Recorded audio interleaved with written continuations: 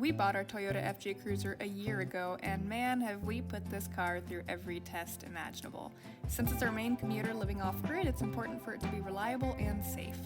Thanks to Lasva Automotive, we've also been able to upgrade our lighting slowly, such as these turn signal bulbs and nice new LED headlights. Unfortunately, the miles and miles of forest service roads we had to travel every day took its toll on our suspension. We had to replace our ball joints and our struts recently, but now that they're replaced, we can continue going out to ride.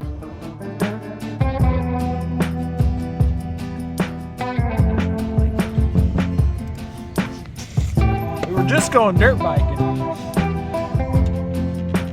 Of course, you put new struts on the thing and new ball joints, and then you lose a cylinder. Yeah, it runs So on. now we're in the parking lot. We made a 5-cylinder V5. But I just want to go dirt biking, man. We're gonna take this bitch out.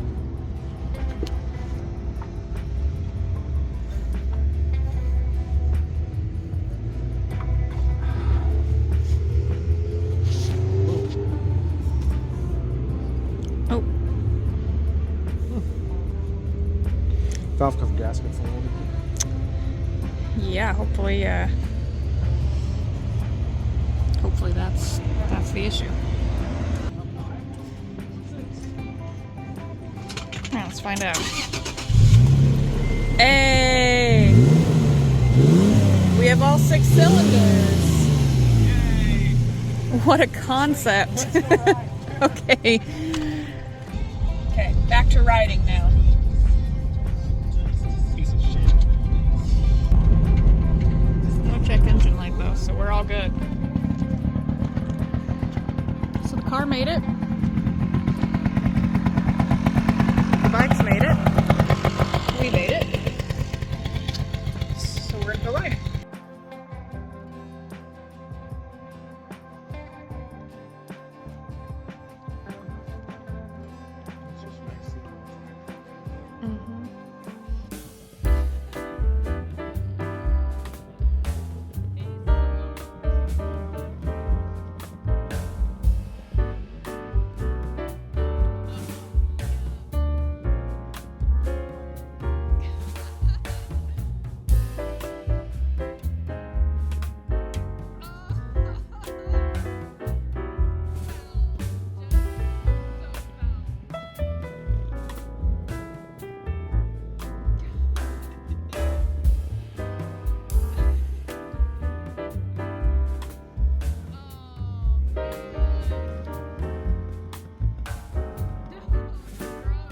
You can't park there.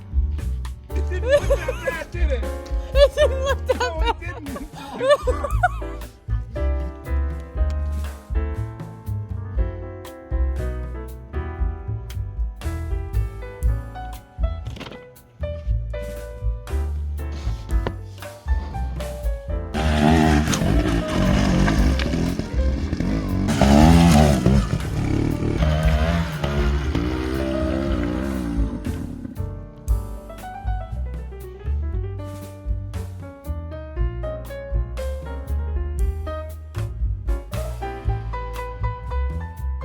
So we are going camping this weekend, but we're not going to bring the trailer because number 1, the C10's broke, and 2, that sounds like a really big pain in the ass. So we're going to set up the FJ as a car camper on a budget.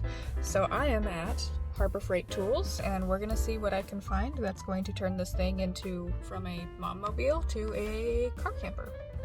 We're kind of, I don't know, I want to say halfway there. It's not going to be extravagant. We're just going to do some little things, but let's go see what we can find.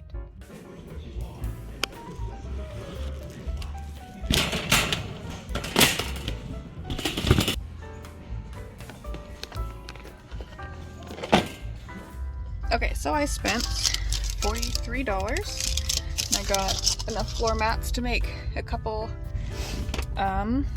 layers of stuff in the back where it's a little bit cushiony, and I got these LED lights that I'm gonna hopefully they work.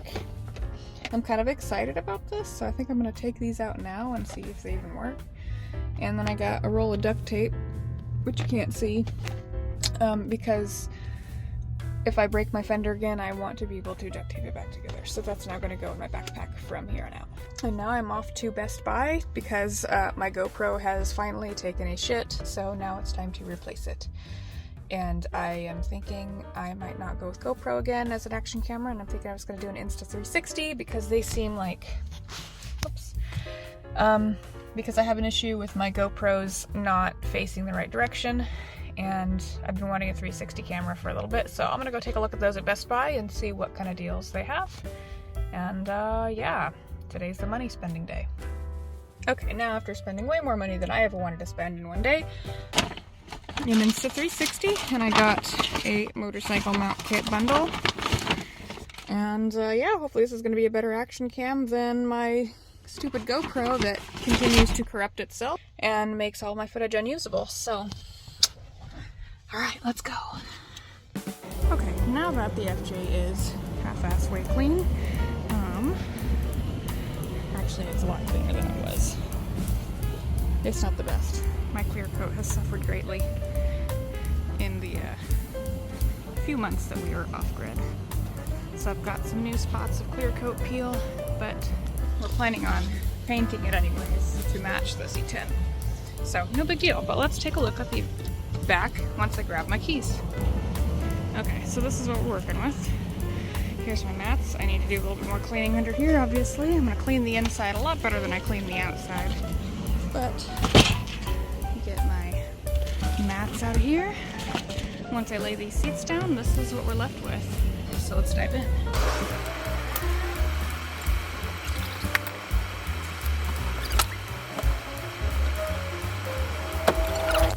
Okay, so this thing was embarrassingly disgusting. So I spent some time detailing it. It's not 100%. I don't have the time to like go through and immaculately detail the interior, but that's what I'm left with after everything is pulled out. It's pretty spacious, clean-ish. Needs some work still, but I think for now I'm gonna call that good. And I'll start measuring shit out and seeing what we can come up with. So one issue that I ran across I didn't think about when I was buying material was there is probably a 3-inch raise from where the back seat is to the trunk. So I'm gonna have to level this out somehow and build it up. And I'm not quite sure how I'm gonna do that. I have some 2x4s that I might use, so let's see what we have. Because I just don't have enough of these to be able to fill in that gap. And even this is going to be pretty slim, but that's about the thickness that I need. Maybe a little bit more. So let me go grab some 2x4s.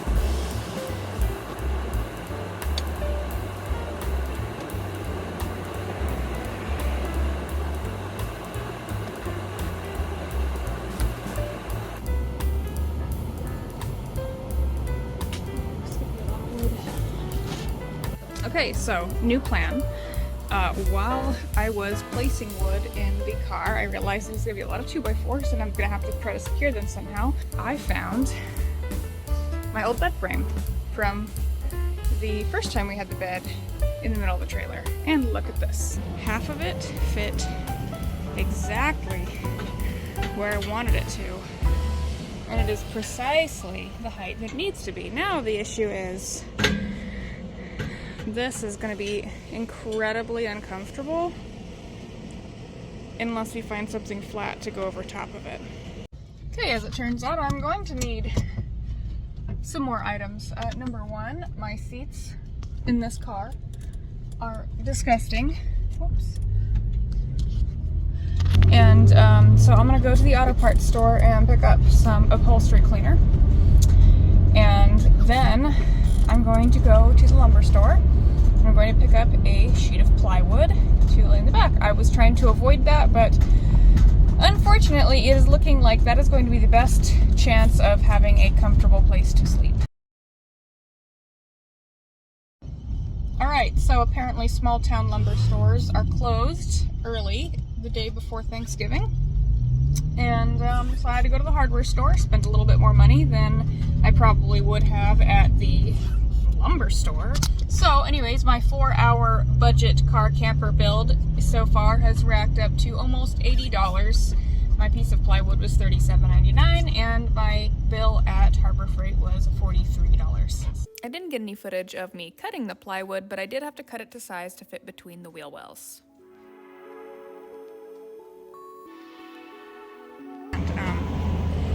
I'm pretty fucking close, and I'm pretty stoked. So I think this is a really good start. Alright, so here's what I've got going on so far. This is just temporary, mind you. It's just to keep that from sliding around too much while we're in bed. I don't know what to do with that piece right there. So eventually I'm sure it'll get made into something, but for now it's just kind of right there. I'd probably take it out, but I use these lashing straps to kind of half-ass attach the frame to the plywood. That one I had to tie because I don't have a full-length lashing strap. So I tucked this knot in there so it's not bugging the mats. So now it's time to cut the mats to size. Okay, I'm gonna do this inside because that seems much easier. Mia's scared of the mat. No big deal, Mia. This mat all put together is roughly the same size as that piece of plywood, so I'm gonna have to cut it down to fit. Okay, so this kind of sucks a little bit because of that, but I mean, in reality, our pillows are gonna be up here, so I'm just gonna keep doing what I'm doing, and hopefully it kind of ends out somewhere okay. Alright, so this is what we've got. We've got 3 layers of goop, aluminum bed frame, which should be replaced eventually, and plywood, and it's rather hard. Now to do something with these windows. Well, actually, first I'm gonna open up this solar lighting package and see what we've got going on here. Okay, first 6 feet of rope do not light. Okay, that was actually kind of a bitch to get this package open. Just for the inside of the car, but check this out. Got the cute little solar panel. Yes, hello Mia, thank you. Turn that guy on. They're not super bright, but you know what? I think they're gonna work. Cute little decoration in there. Let's go put it in and see what happens. Okay, I actually didn't think about how I was gonna mount this.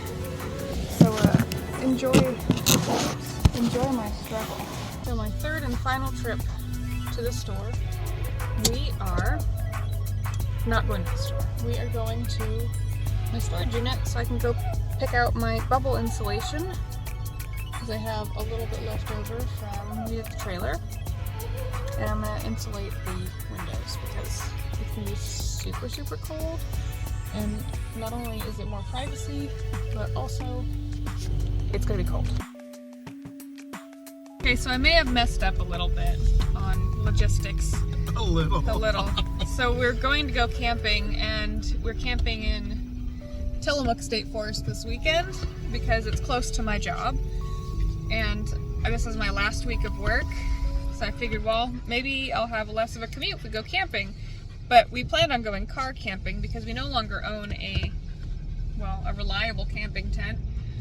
But I didn't think about how Taylor was going to live during the day while I'm at work with the car. That's our tent. Not only that, you have to get up at what time? And I have to get up at like 4 o'clock in the morning and be to work early. And it's supposed to be below freezing tonight. So I spent all this time building the car camper only for us to not use it, and we had to go buy a tent. And why is that? Because I'm not willing to get kicked out of the FJ. Because Taylor doesn't want to be in the cold at 5 o'clock in the morning, apparently. So that's the dilemma. And it's also Black Friday, and we just had to brave Sierra Trading Post during Black Friday. Yeah. In Portland. And everywhere in Portland right now sucks. So, yeah. Moral of the story, plan your trips better. The good news is it is Black Friday and we were able to get decent deals on some. We got a really cool tent. We got like a backpacking tent. We spent about $100 on everything. So my car camping build is now up to $180. And we're not even sleeping in the car. Oh. I am on my way to work. We slept last night in the tent rather than the car, and I really wish we had slept in the car because it was a lot colder here than when I looked up what the weather was going to be.